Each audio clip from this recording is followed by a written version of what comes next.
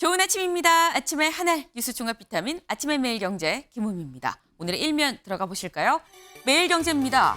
윤 사흘째 호소 의료계 대화 나서달라. 어제 화요일 국무회의가 있었습니다. 국무회의에서 윤 대통령 의료계 대화에 좀 나서주세요라고 직접 얘기를 했다라는 건데요. 어제, 그제 그리고 그 전날까지 사흘째 계속해서 윤 대통령 손을 내밀고 있다라는 게 지금 사흘째 호소라는 데 지금 들어있죠. 그런데 다음 기사를 좀 보겠습니다. 한겨레입니다. 2,000명 유지하며 대화 나선 정부. 교수 사직은 확산이다. 사흘째 손을 내밀었다고 하지만 2,000명이란 의대 정원 숫자는 그대로 유지를 하면서 대화를 하자고 나서는 거 아니냐라는 얘기가 담겨 있죠.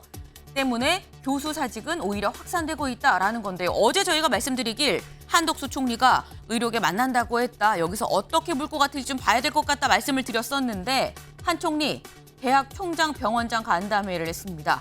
하지만 사직서를 낸 의대 교수들은 참석을 하지 않았습니다. 때문에 반쪽이었다라는 얘기가 나오고 있는데요. 윤 대통령 여기에 더해서 우리 의정협의 이거 예산에도 좀 반영을 하겠다. 논의하자라고 계속 얘기를 하고 있습니다. 관건은 지금 쭉 보면 2,000명 숫자가 어떻게 될지가 아닌가 싶은데 그래서인지 다음 기사 보시죠. 조선일보입니다. 여당서 나오는 의대 2,000명 협상론.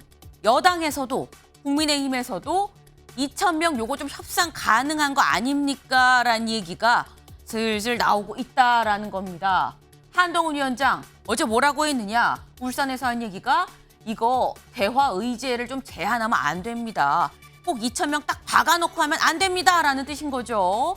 여 내부에서 증원 규모 재검토하자라는 얘기도 같이 나오고 있습니다. 네.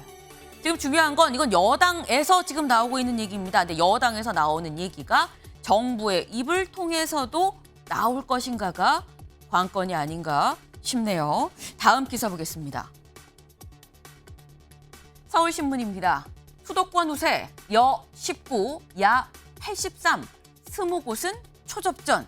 수도권 이 지역 의석수 122곳입니다. 122 중에서 여당이 우세하다라고 나오는 게 19석이고요.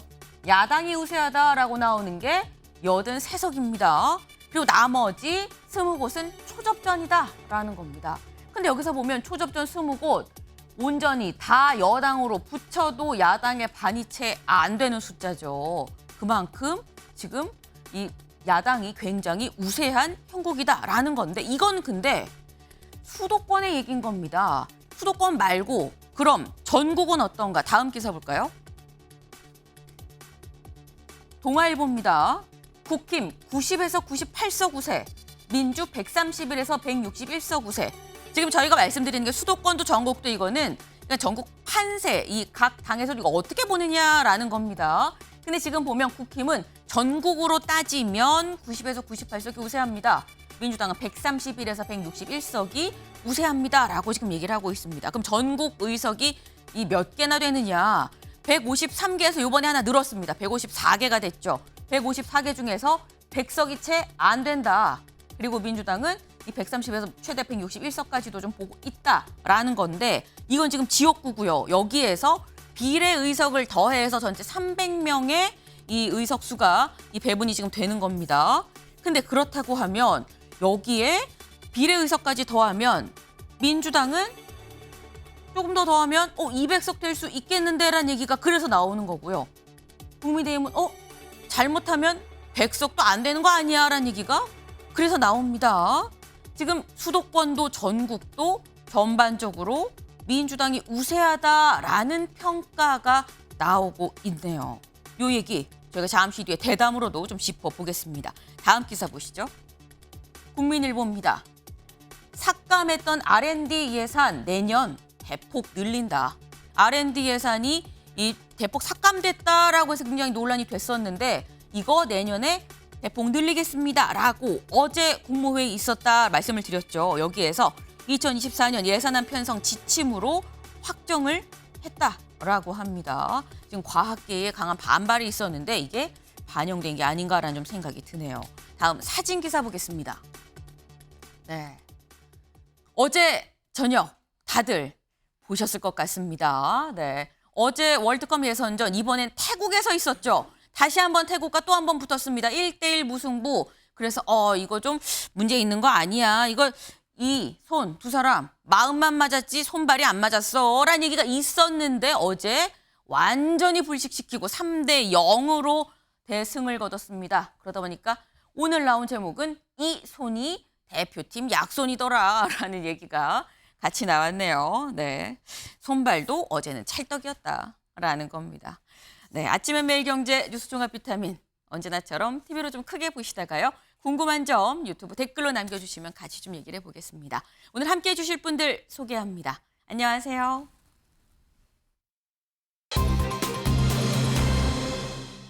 전국이 격전지입니다. 근데 이게 대체 누가 한 얘기인 것 같아요. 누가 한 얘기인지 좀 보겠습니다.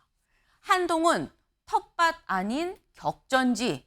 총선 보름 전 박근혜 만나고 PK 순회입니다. 네, 지금 한동훈 위원장 텃밭이 아니라 격전지입니다 라고 얘기를 했다는 것 같죠. 한동훈 위원장 목소리 직접 들어보고 올까요? 저는 텃밭이란 말을 좋아하지는 않고요. 전국이 격전지라고 생각합니다.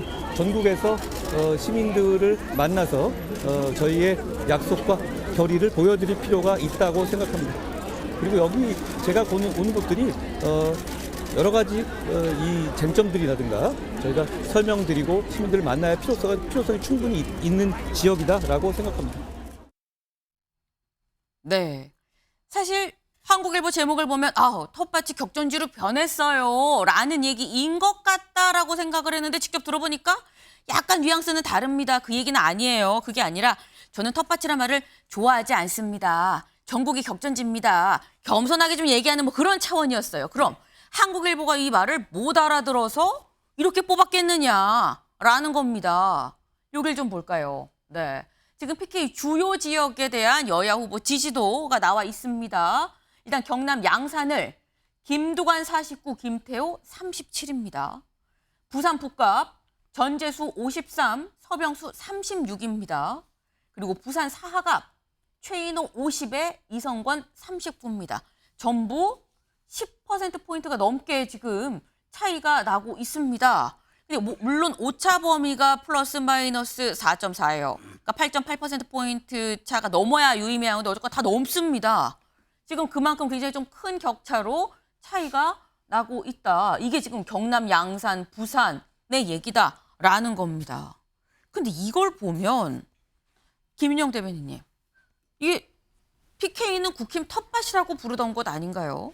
일단 근데 부산이 생각보다 국민의힘의 이렇게 텃밭은 아니었습니다. 부산 같은 경우는 바람이라든지 정치적 지형에 따라서 많이 좀 왔다 갔다 했던 경향이 있고요. 네.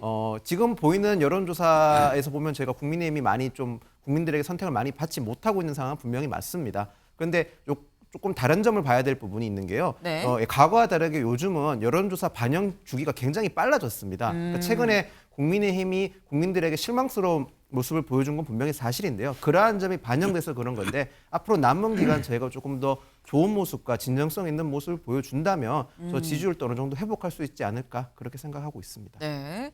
지금 이 국민들이 좀 국민의힘에 실망한 부분이 있었던 건 맞고 근데 예전보다 이게 여론조사에 좀 빨리빨리 반영이 되기 때문에 오히려 오늘이 D-14일입니다. 딱 2주 앞으로 다가왔습니다. 남은 2주 동안 아직 시간이 많다. 뭔가 또 반등하고 올라갈 일만 남았다라는 취지로 지금 말씀을 하셨어요. 근데 PK가 원래 뭐 엄청 텃밭은 아니었다라고 말씀을 하셨는데 다음 기사를 좀 볼까요? 부울경도 아우성, 서병수, 윤 대통령 이런 건 잘못했다. 회견 열어야 됩니다. 라고 얘기를 했다라는 겁니다. 네, 여길 좀 보겠습니다. 국민의힘 부산 선대위원장이에요. 서병수 의원. 아까 이 10%포인트 넘게 지금 뒤지는 걸로 나왔었죠.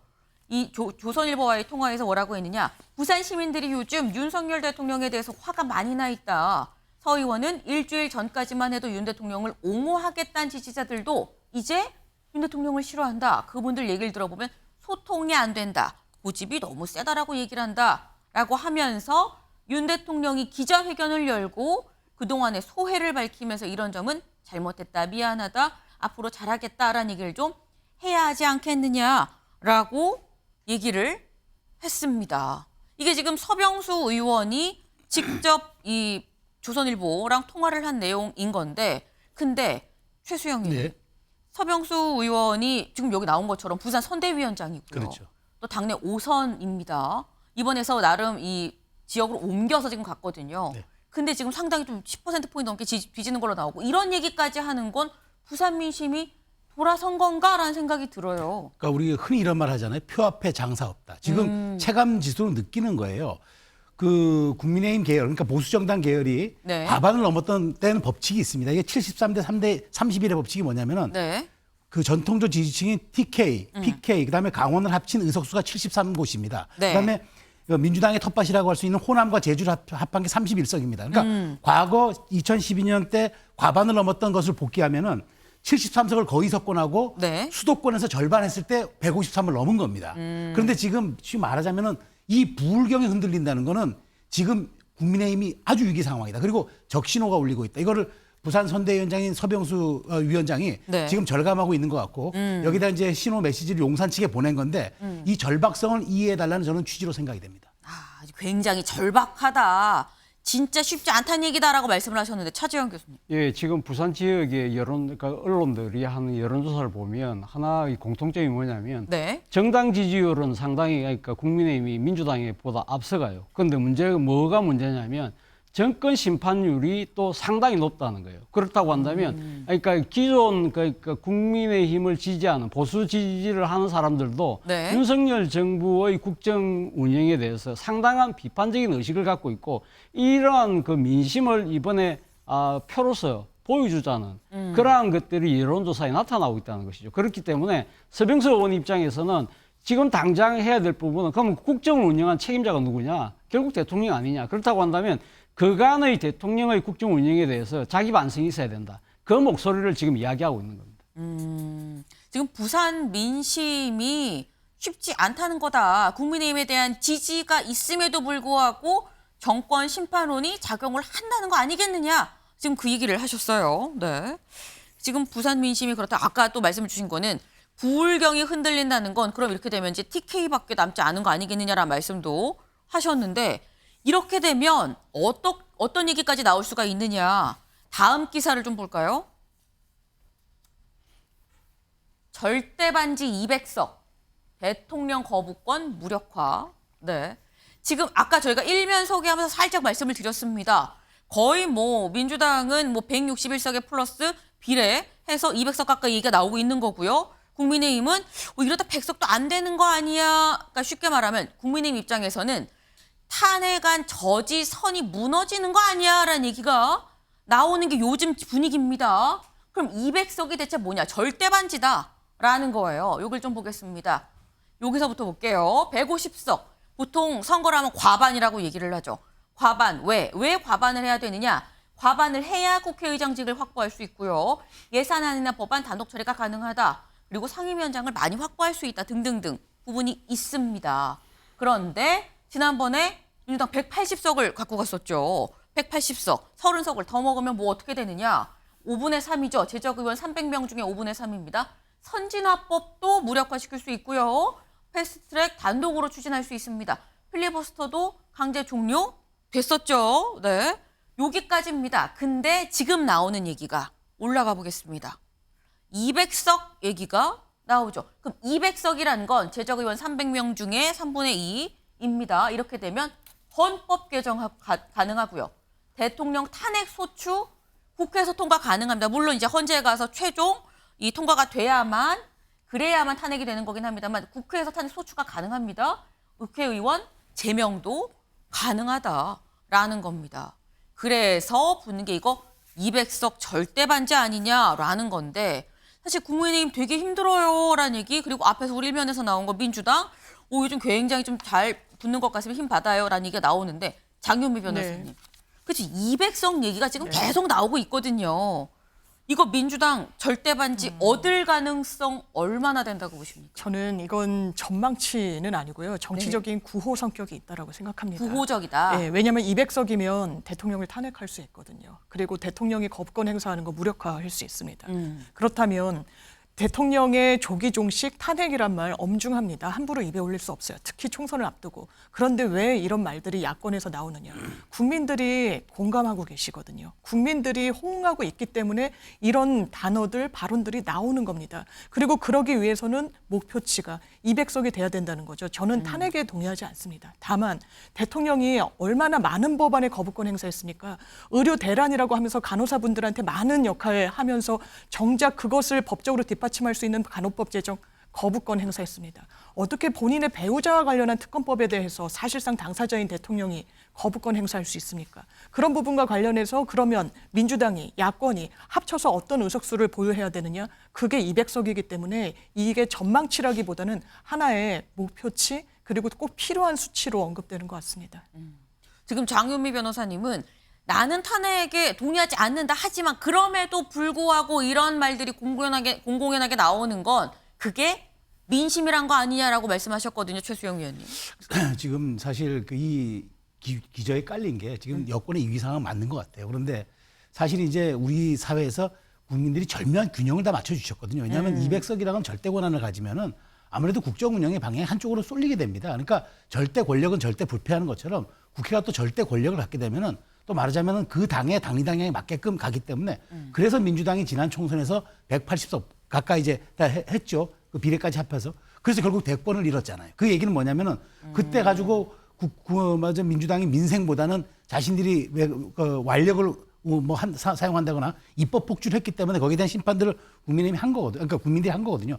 그렇기 때문에 이 200석에 대한 이야기다. 이 야권에서는 지금 굉장히 엄중하게 경계하는 걸로 알아요. 왜냐하면 이게 역풍이 불 경우에는 오히려 국민들이 균형 맞춰줘야 한다고 국민의힘에 힘을 실어줄 수도 있기 때문에 저는 이 얘기는 여당, 야당이 아마 굉장히 경계하면서 총선까지 갈 겁니다. 선거까지. 근데 여기 대해서 지금 상황이 엄중하고 지금 여권에 매우 불리하다. 네. 이것만은 분명해 보이는 것 같아요. 지금 말씀이 뭐 여야 다 이게 지금 뭐 200석을 함부로 입에 올릴 수 있는 상황은 아닌데 분명한 건 국민의힘 지금 큰일 났어요라고 말씀을 하셨어요. 큰일이 난 지금 이런 상황에서 어제 한동훈 위원장 어딜 갔느냐. 다음 기사 볼까요? 네. 박근혜 전 대통령을 만나러 갔습니다. 한동훈 만난 박근혜, 나라 어려울수록 단합이 중요합니다. 라고 얘기를 했다고 하는데요. 어제 이 만난 모습, 네, 같이 만나서 저렇게 이 네 테이블에 지금 유영하, 윤재호 원내대표 같이 4명이서 이제 앉아서 얘기를 나눴다는 거죠. 한 30분 정도 얘기를 나눴다고 합니다. 그리고 사진도 지금 여러 장을 찍었는데 다들 분위기가 좋아요. 표정이 밝습니다. 사진 찍을 때 살짝 고개를 좀 옆으로 한 15도 정도 좀 이렇게 아웃하면서 찍기도 하고요. 일단 참석자들이 다 표정이 좋다는 건 분위기가 좋았다는 건데 근데 분위기가 궁금한 건 아닙니다. 어떤 얘기를 했느냐가 궁금한 거죠. 한동훈 위원장 만난 뒤에 뭐라고 얘기했는지 들어보시죠. 제가 그냥 말씀드리죠. 이게 질문과 답변을 할 문제는 아닌 것 같고요. 박 전 대통령님 제가 찾아뵙고 국정 전반과 현안들 그리고 살아오신 이야기들이라든가 여러 가지 얘기에 대해서 제가 굉장히 좋은 말씀을 들었습니다. 따뜻한 말씀을 많이 해주셨고 저도 대단히 감사하다는 말씀을 드렸습니다. 지난 제가 대구 방문할 때 대통령 뵙기로 했었는데 일정이 맞지 않아서 그때 약속했던 날을 잡아서 오늘 뵙게 된 겁니다. 고맙습니다. 네, 한동훈 위원장 지금 이게 뭐 질문에 답할 건 아닌 것 같고 제가 그냥 말할게요 라고 얘기를 하면서 뭐 분위기 좋았고요 뭐 이런 얘기를 지금 했습니다. 근데 사실 김윤영 대변님 네. 기자들이 질문할 게 많았었어요. 근데 그냥 제가 그냥 얘기할게요 그러고 쭉 자기 얘기하고 갔거든요. 질문에 답하기가 원래 질문을 뭐 이렇게 뭐 두려워한다거나 피한다거나 그런 위원장은 아닌데 어제 그랬다는 건 어제 뭔가 답하기 뭔가 껄끄러운 뭐가 있었던 건가? 라는 생각도 듭니다. 아무래도 지금 국민의힘 상황이 안 좋은 상황에서 가셨으니까요. 박근혜 네. 대통령한테 조언을 들었을 텐데 조언이라는 게 때에 따라서는 좋은 말도 있을 수 있지만 때에 따라서 엄한 회초리가 될 수도 있는 부분이거든요. 그쵸. 거기다가 박근혜 전 대통령은 선거의 여왕으로 불리셨던 분입니다. 17대 총선 같은 경우는요. 거의 보수 정당이 괴멸할 거라는 상황에서도 불구하고 그런 상황에서도 그걸 이겨내고 총선에 승리하셨었거든요. 그러면 어떤 비책이 있을 거고 그리고 또 더 나아가서는 어떻게 해야 국민의힘이 이 전국을 돌파할 수 있을지 대안을 제시했을 것 같은데요. 그런 상황에서 어려운 상황을 조언을 하셨다 보니까 그런 네. 걸 다 공개하기는 어려웠었지 않을까 그런 생각이 듭니다. 한동훈 위원장 좀 말을 아낀 것 같다라는 생각이 드는데 근데 어제 배석자 중에 윤재혁 원내대표와 유영하 후보도 있었습니다. 그래서 유영하 후보한테 기자들이 물어봤거든요. 뭐라고 했는지 들어보고 오시죠. 지금 경제도 어렵고 나라가 많이 어려운데 이럴 때일수록 위기일 때 뜻을 모아서 단합하면 그것이 되게 중요하다. 이런 취지의 말씀을 하셨고 가장 핫한 이슈가 아마 의대 정원에 대한 문제고 거기에 대해서 두 분께서 좀 심도 있는 얘기가 있었고 대통령께서도 여러 말씀을 주셨습니다. 그래서 그 부분은 아까 위원장님께서 따로 아마 언론에 얘기를 하실 겁니다. 네. 지금 유영하 이 후보가 한 얘기 중에 이게 나왔죠. 나라가 어려울수록 단합이 중요하다라는 얘기를 했다라는 겁니다. 사실 이 부분은 뭐 예상이 됐었던 얘기기도 해요. 근데 이 얘기 말고 또 뭘 얘기했느냐. 의대 정원 문제를 했어요라고 유영하 후보가 한동훈 위원장이 얘기하지 않은 그 부분을 또 얘기를 합니다. 근데 이 부분은 한동훈 위원장 얘기를 안 한 거거든요. 차재현 교수님. 네. 의대 정원 문제를 얘기했는데 한동훈 위원장은 언급을 안 했다. 이건 또 뭐라고 어떻게 해석해야 되는 겁니까? 글쎄요, 뭐 윤 대통령이 나름대로 갖고 있는 지금 의료 파행 문제에 대한 원칙 이런 네. 부분들에 대한 뭐 일종의 조언을 한 것이 아닐까, 좀 유연성 있게 하라는 뭐 그런 부분들 때문에 아마 한동훈 비대위원장 입장에서 본인 입으로 그걸 전달하기 좀 저해서 안 했을 가능성이 좀 있다고 봅니다만. 그런데 제가 생각했을 때는 어제 뭐 한동훈 비대위원장이 그 박근혜 대통령을 찾아간 것은 의대 정원 문제와 관련된 해법을 뭐 얻으러 갔겠습니까? 이번 총선을 앞두고 소위 말하는 그러니까 PK, 그러니까 보수의 안방을 중심으로 한 지지층 결집을 위한 것이겠죠. 그런 측면에서 본다고 한다면 정치적 소기의 성과는 저는 거뒀다고 생각이 들어요. 그런데 지금 당장 어려운 것은 지금 수도권이잖아요. 수도권이라고 한다면 중도 외연의 문제거든요. 그거와 관련해서 한번 생각해 볼 대목이 있다는 것이죠. 지난 2018년 2월 27일 날 박근혜 대통령 1심 재판 일종의 그러니까 검찰의 구형이 선고가 됐는데 네. 논고가 됐는데 이때 직접 구형에 나선 사람이 서울중앙지검의 3차장이었던 한동훈 검사였습니다. 그래서 뭐라고 이야기를 했냐면 이 지금 국민한테 위임받은 대통령이 권한을 사유해서 국정을 농단한 것은 헌법 가치를 훼손한 것이다. 그리고 또 본인의 혐의를 단 하나도 인정하지 않고 모든 것을 부인하는 것은 사법 체제에 대한 불신을 조장하는 것이다 하면서 아주 엄중한 형이 필요하다고 이야기해서 30년 구형을 했거든요. 네. 그렇다고 한다면 검사로서의 직업적 소명은 뭐 그럴 수 있어요. 그런데 문제는 정치인 한동훈의 정치 신념은 그런 검사로서의 직업적 소명과 과연 같으냐 다르냐 이 부분을 상당히 아마 이 유권자들은 유의 있게 보지 않을까 하는 생각이 든다는 겁니다. 검사 한동훈에서 정치인 한동훈으로서의 이 전환 과정, 그 포인트를 볼 거다라고 말씀을 하셨어요. 지금 8시 23분을 지나가고 있습니다. 그런데 약 7분 뒤에 8시 30분에 한동훈 위원장이 오늘 기자회견을 할 예정이라고 합니다. 근데 어떤 내용이 나올지는 지금 모르는 상황이에요. 때문에 혹 어제 한동훈 위원장이 박근혜 전 대통령이랑 얘기했다는 의대 정원 얘기가 나오는 건 아닌가라는 전망도 가능한 상황인데 정확한 건 지금으로부터 6분 뒤에 정확히 나오겠죠. 어떤 얘기가 나오는지 저희가 나오면 또 전해드릴 수 있도록 하겠습니다. 네. 일단 두 사람 만났어요. 만났다는 건 뭔가 지금 보수 단합하는 모습을 보여주고자 했다라는 얘기일 겁니다. 그리고 이런 모습을 D-15일인 어제 보여줬다는 건 그만큼 국민의힘 지금 녹록지 않은 상황이에요. 네. 근데 이럴 때 선거판에 있는 사람들이 하는 얘기가 있죠. 할 거 하고 안 할 거 안 하면 된다. 네. 안 할 거 안 하면 된다. 인데 그게 다음 기사입니다. 다음 기사 볼까요?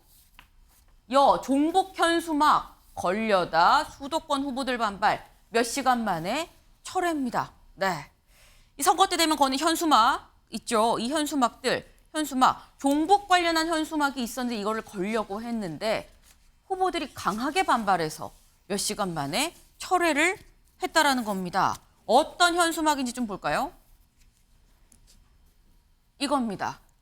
더 이상 이 나라를 범죄자들과 종북 세력에게 내주지 맙시다. 라는 현수막이었었어요. 이것만 있는 건 아니고요. 뭐 육아휴직급여 인상, 아빠 휴가 1개월 의무화, 육아부담 격차에서 뭐 이런 정책적인 부분도 있었습니다. 근데 요거 말고 요 얘기를 지금 하는 겁니다. 지금 종북 현수막, 종북 세력한테 내주지 맙시다. 이 현수막을 걸긴 걸었다가 바로 이 철회를 했다라는 거죠. 그러니까 지금 이걸 보면 아까 말씀드린 선거 때 나오는 얘기들 할 거 하고 안 할 거 안 하면 된다. 근데 요거 안 했습니다. 근데 장윤미 변호사님 할 뻔했거든요. 할 뻔하다가 지금 안 하고 걷어들인 건데 이게 지금 수도권에 대한 네. 인식과 아직은 괜찮다라는 그 인식이 좀 아직은 당내에서 좀 엇갈리는 건가라는 생각도 들어요. 그런데 김종인 비대위원장이 한동훈 위원장에게 그 선거 전략이 아예 없다라고까지 이야기를 했더라고요. 지금 윤석열 정부의 민심 위반 심각합니다. 특히 서울 수도권 후보들이 아우성이라는 거 아닙니까? 이제는 부울경까지. 그러면 대안을 어떻게 모색하고 우리의 실정이 이랬지만 앞으로 어떻게 하겠다 이야기해야 됩니다. 종북 세력을 척결하겠다고요? 운동권을 청산하겠다고요? 이게 국민들께 민생과 무슨 관련이 있습니까? 집권 여당이 왜 이렇게 한가한 슬로건을 이렇게 내세웁니까? 그리고 범죄자 집단이라고 하는데 그렇다면 본인들과 향한 어떤 범죄 리스크들, 혐의들에 대해서는 공정하게 하고 있었나요? 조국 혁신당 왜 파죽지세라고 이야기를 합니까? 이 검찰권이 제대로 이 정부에 들어서 공정하게 기능하고 있지 못하다라는 물음표를 유권자들이 던지고 있는 거예요. 그런데 보수층이 마음이 떠났다라고 하면은 박근혜 전 대통령을 가고 5일 만에 대구를 다시 가고 땜질식으로 급급하게 그냥 행보를 가져가고 본인 셀카 찍고 당내에서도 쓴소리 나오는 거 아닙니까? 그런 상황에서 2주밖에 안 남았는데 이걸 과연 극복할 수 있을까요? 아마 긴급 기자회견 등을 통해서 의대 정원과 관련한 출路정도는 모색할지 모르겠습니다만 저는 궁극적인 처방책은 이미 늦었다 이 생각이 듭니다. 네, 궁극적인 처방책이 이미 늦은 거 아니냐라고 지금 말씀을 하셨어요. 근데 사실 이 종북 세력 뭐 관련한 얘기, 뭐 급진주의자들 뭐 이런 얘기들을 한동훈 위원장이 며칠 전에도 하긴 했었습니다. 그 목소리 좀 들어보고 오시죠. 조국 그리고 위헌정당 통진당의 후예들 모두 정상적인 정당 체제에서는 주류가 될 수 없고 정치를 장악할 수 없는 극단주의자들입니다. 종북 통진당 후예들만 극단주의라고 생각하실지 모르지만 조국당이야말로 역시 마찬가지의 극단주의입니다. 왜냐하면 자기가 죄를 저지르고 그리고 그것이 단순 의혹이 아니라 사법 시스템에 의해서 유죄 판결을 받고서도 정치의 목적을 사법 시스템에 복수하는 것이라고 대놓고 천명하고 있는 세력이기 때문입니다. 네, 한동훈 위원장 지난 22일에 한 얘기입니다. 그러니까 딱 오늘로부터 한 5일 전에 한 얘기인 거죠. 그런데 이 현수막 한 위원장이 걸지 마세요라고 얘기를 결국 걷어들였다는 겁니다. 그러니까 걸지 마세요라고 얘기를 했다는 거죠. 한 위원장이. 이 얘기인즉슨 최수영 의원님. 그러면 지금 남은 14일 동안은 종북 이념 얘기 요거 걷어내겠다. 전략상의 어떤 변화가 있는 겁니까? 그렇다고 봐야죠. 여의도의 법칙이라기보다는 정설이 하나 있는 게 네. 여당이 종북 세력 꺼내들면서 색깔론 펼칠 때 그건 여당의 위기란 얘기고 그다음에 야당이 여론조사 탓을 하면서 여론 지형이 기울었다고 얘기할 때는 야당의 위기라는 그 속설이 있습니다. 네. 그게 반영된 거라고 보는 게 이게 지금 급하니까 다시 색깔론을 꺼내드는 거는 이게 지역을 다시 그러니까 전통적인 지지 기반을 공고하는 데는 조금 도움이 될지 몰라도 수도권에서 스윙 보트들을 끌어오는 이른바 중도층 소구 전략에는 이거는 전혀 도움이 안 되는 거예요. 그러니까 며칠 전까지만 해도 어디를 얘기한지는 알겠어요. 이재명 대표와 조국 대표를 싸잡아서 그렇게 얘기하고 그다음에 지금 말하자면 더불어민주당의 비례위성 정당들이 통진당의 후예들이 이른바 진보당 세력들이 들어왔다라고 하는 건 알겠는데 이미 이거는 반영된 이슈라는 거죠. 반영된 이슈를 계속 꺼내 들어봐야 확장에 도움이 되겠습니까? 그런 측면에서 수도권 출마자들이 반발한 거고 네. 한동훈 위원장이 이를 수용한 거는 앞으로 이 전략 수정하겠다. 저는 그 신호로 받아들입니다. 지금 14일 앞으로 다가왔습니다. 2주밖에 안 남았어요. 하지만 일단 전략은 수정했다. 수정한 게 이제 앞으로 어떻게 좀 노출이 되는 건지를 좀 봐야 될 것 같은데 지금 사실 국민의힘 얘기를 하면서 저희가 계속 보여드리는 게 한동훈 위원장 목소리, 한동훈 위원장 모습을 계속 보여드립니다. 근데 보여드리고 싶어서 막 보여드린다기보다는 지금 현재 국민의힘의 입장, 어떻게 보면 뭐 스피커라고 할 수 있는 게 한동훈 위원장 하나예요. 그러다 보니까 국민의힘 입장하면 한동훈 위원장 얘기, 국민의힘 한동훈 위원 이렇게 보여드릴 수밖에 없는 상황인 건데 내부에서 이런 얘기가 나옵니다. 선대위 부실장이죠. 홍석천 의원 얘기 들어보시죠. 저희 공동선대위원장들이 그런 역할을 해야 되는데 잘 아신 것처럼 원희룡, 나경원, 안철수 그 지금 현재 후보들께서 본인 지역구 선거가 좀 어려워서 좀 스피커의 부재를 저희들도 많이 느끼고 있습니다. 다행히 그 인유한 혁신위원장이 이제 국민의 미래 선대위원장이 됐고 어떤 스피커 역할을 하실 분들을 좀 당에서도 지금 이제 좀 절실하게 좀 찾고 있습니다. 네, 지금 스피커 역할 하실 분들 당에서도 절실하게 찾고 있다. 본의 아니게 구인 광고가 됐습니다. 근데 홍석준 의원의 저런 얘기 말고 당사자, 그럼 한동훈 위원장 어떤 생각이냐? 이렇게 얘기를 했습니다. 동아일보의 인터뷰에서 왜 저만 스피커냐고 이야기들 하시는데 저도 나눠서 했으면 좋겠다고 생각을 해요. 나도 힘들어요. 나도 좀 나누고 싶어요. 라는 겁니다. 네, 좀 나눕시다. 라고 얘기를 하는데 이거 차재현 교수님. 예. 누구랑 나눌 수 있을까요? 글쎄요, 지금 당장 뭐 공동선대위원장에 안철수, 원희룡, 나경원 이런 분들이 지금 공동선대위원장 직함을 갖고 있지만 이분들 뭐 당장 자기 코가 습자라는 측면이 분명히 있죠. 그런데 그거보다는 제가 생각해 당 차원에서 이분들에게 정말 진정한 역할과 스피커를 줬느냐 그걸 한번 돌아볼 필요가 있고요. 또 한편으로는 당내 가용할 수 있는 자원이 또 남아 있잖아요. 예를 들면 유승민 전 의원 같은 분들 이런 분들 모셔야 되는데 한동훈 비대위원장이 뭐라 했어요? 최소한의 기강이 필요하다고 그랬는데 제가 생각했을 때는 이 판에서는 지금 최소한의 기강이 아니라 최대한의 관용과 포용이 있어야 되는 것이죠. 최소한의 기강이 아니라 지금 관용이 필요하다라는 말씀을 또 하셨어요. 지금 한동훈 위원장이 곧 와서 이제 얘기를 할 걸로 보입니다. 직접 들어보실까요?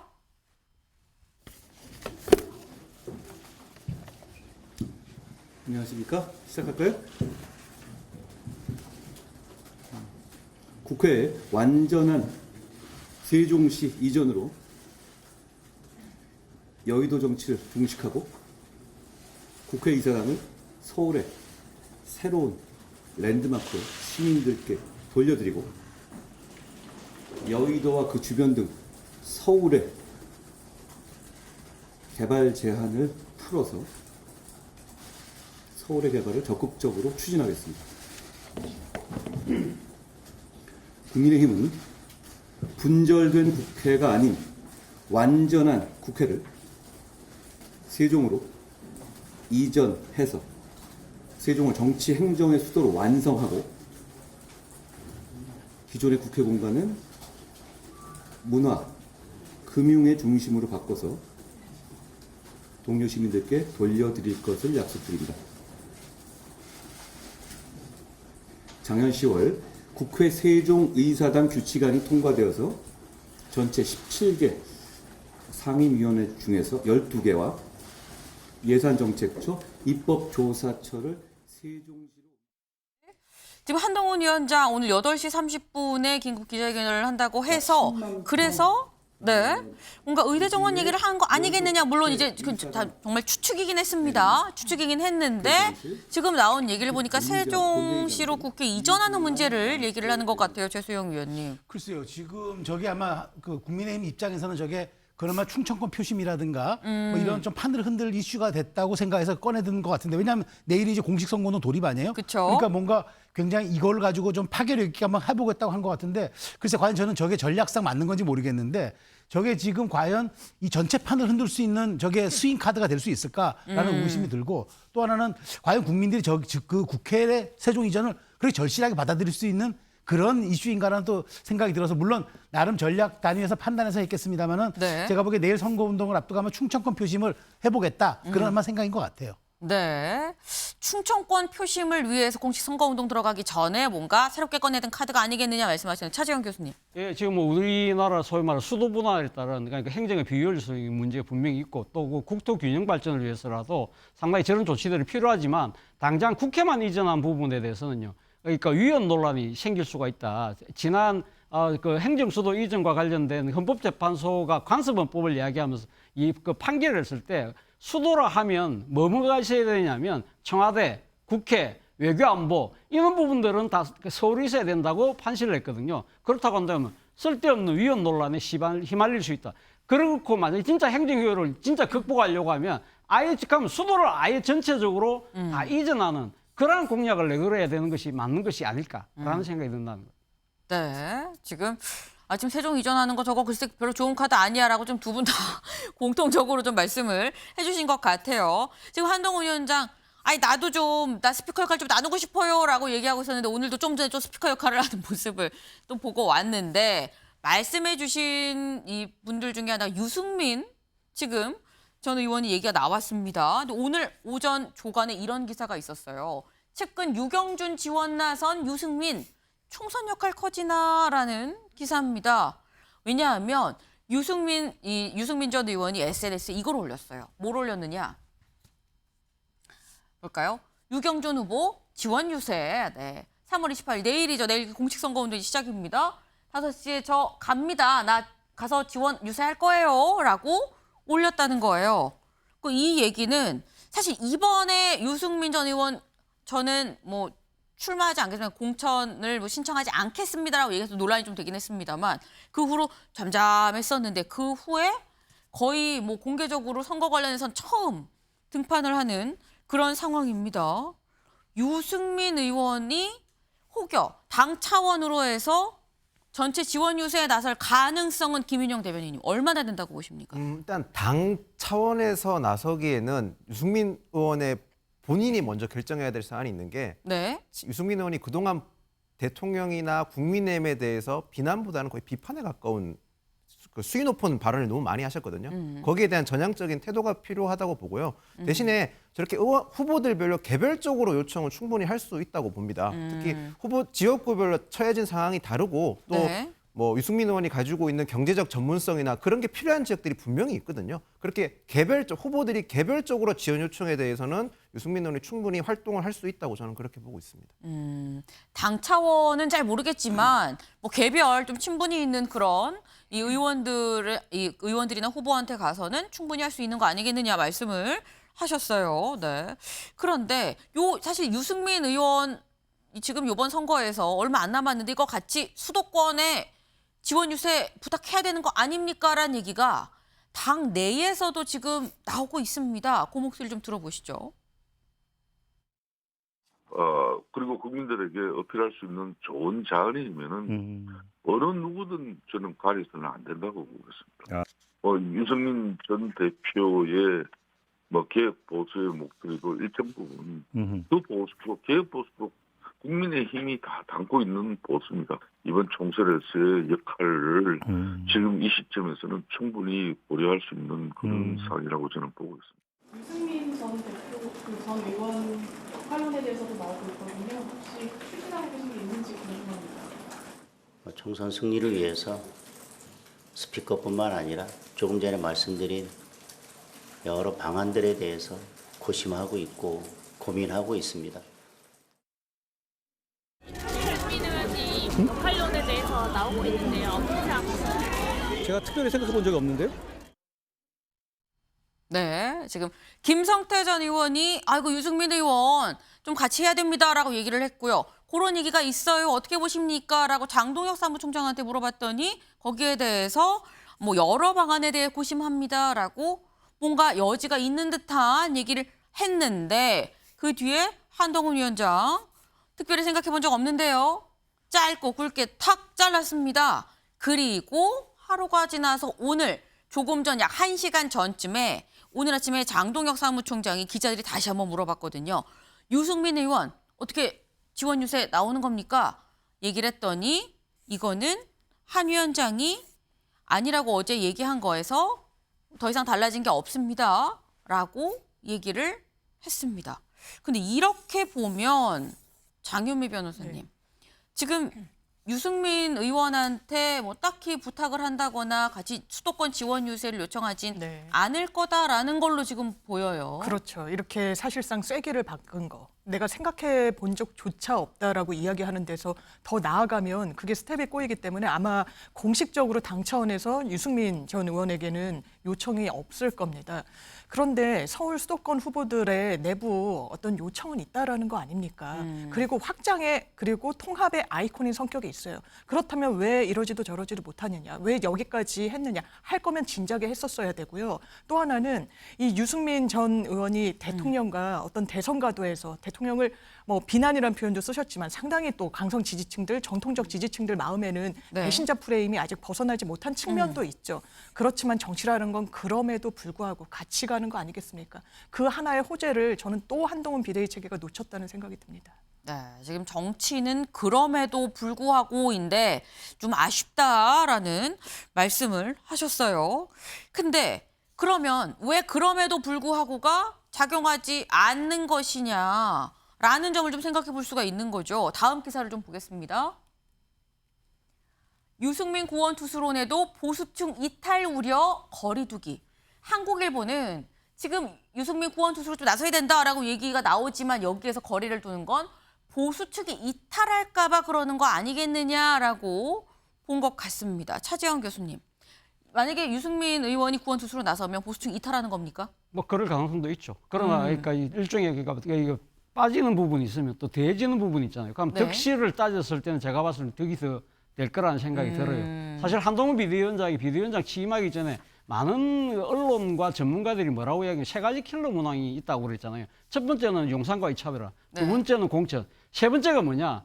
비윤을 어떻게 포용할 거냐의 문제였거든요. 그러니까 첫 번째 용산과의 차별화, 공천까지는 뭐 어느 정도 잘 됐다고 하지만 결국 지금 어려움을 겪고 있는 부분이 비윤의 포용. 그 비윤 중에서 대표적인 사람이 유승민 전 의원을 지금 포용하고 못하고 있는 부분도 있고 또 하나는 한동훈 비대위원장이 위원장으로 들어오고 난 바로 직후에 이준석 전 대표가 탈당해서 나가버렸잖아요. 이러한 부분들이 사실 어려움을 겪고 있는 결정적인 이유 중에 하나라고 저는 생각합니다. 지금 그런 부분이 좀 안 되고 있다는 말씀인 것 같은데 최수영 위원님. 네, 지금 그러니까 우리가 국민의힘이 비상 상황에서 한동훈 비대위원장 영입했잖아요. 네. 그래서 윤 대통령도 이번 의정 갈등 사태에서도 한동훈 위원장이 약간 재량권을 줬잖아요. 이걸 우리가 전략적 허용이라고 하는데 제가 보기에 전략적 허용의 선이 제한적인 거예요. 그러니까 거기까지인 거고 비윤의 상징인 유승민을 이 선거판에 끌어들여서까지 우리가 마케팅할 생각은 없다라고 하는 것 같은데 저는 지금 사실 한 표가 아쉬운 때 아닙니까? 한 석이 아쉬울 때 아닙니까? 그렇다면 가용자원한 모든 것들은 동원하는 그런 치열함과 말하자면 절박함이 있어야 되는데 그런 모습을 보여주는 것만으로도 효과가 있는데 저는 지금 이 논의가 여기에 그치는 거는 저도 조금 아쉽다는 생각이 듭니다. 나도 좀 아쉽다라는 걸 마지막에 좀 붙이셨어요. 다음 키워드로 넘어가 보겠습니다.